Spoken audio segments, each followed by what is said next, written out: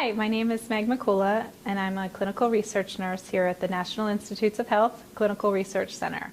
A few of the things we're going to talk about today are what fatigue is.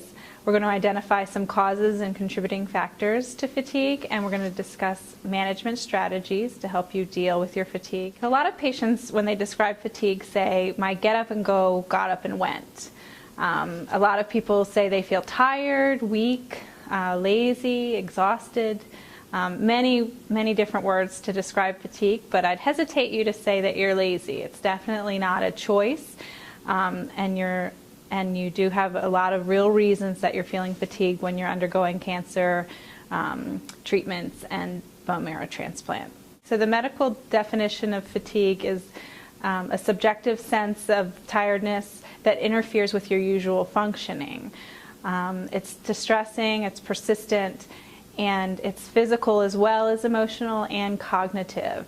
Anemia is a big cause. So anemia is when the red blood cell count drops below normal levels. And anemia can lead to symptoms of dizziness, shortness of breath, and eventually fatigue. Some of the things that we can do to treat anemia include transfusions as well as erythropoietin injections to help increase your red blood cell count. Other things that contribute to fatigue might be your medications. Also a decreased appetite because of less frequent activity. You could be having imbalances in your electrolytes or other lab values.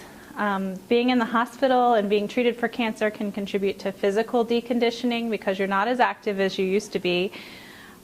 You might have nutritional deficiencies because of your decreased oral intake. The other big cause of fatigue might be dehydration. So if you're not getting as much to drink as you normally would, your body has to work a little bit harder and you become tired. The other thing is infections. So we need to work with the medical team to cue into any signs of infections and treat those infections. And then a lot of times the fatigue is also lessened. What I'd like you to think about is measuring your fatigue. You can keep a diary of your fatigue.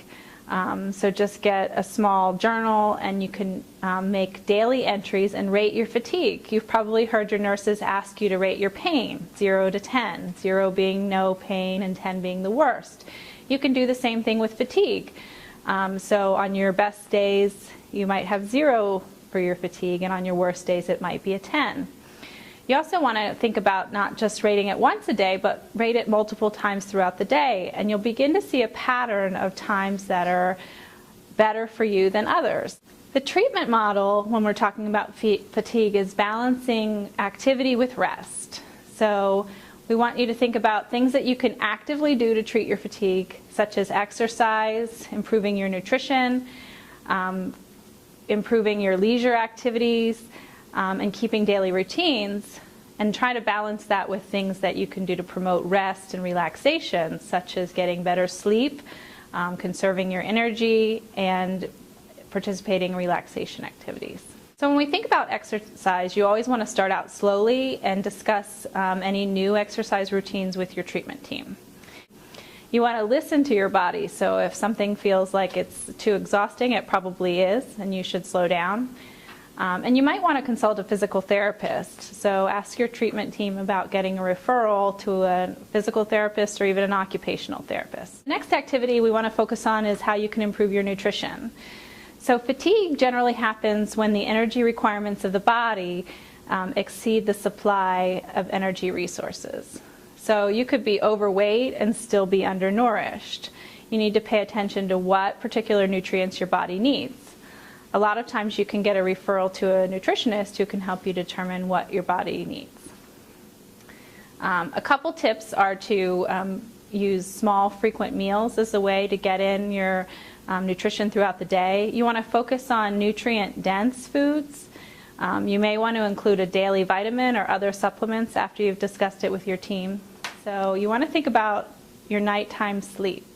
The bedroom should be just for relaxation and sleep, and not for anything else. So I know that that's tough when you're in the hospital, but you want to try to limit your time in bed to nighttime sleep and brief periods of nap. The other activity we want you to consider going back to is leisure. So you want to think about what are those old favorites? What kind of activities did you used to engage in before your diagnosis or before your treatment that really got you energized? This is a good time to delegate other tasks to friends or family. When you delegate, you want to be specific. Letting other people help you empowers them. A kind and compassionate act is often its own reward.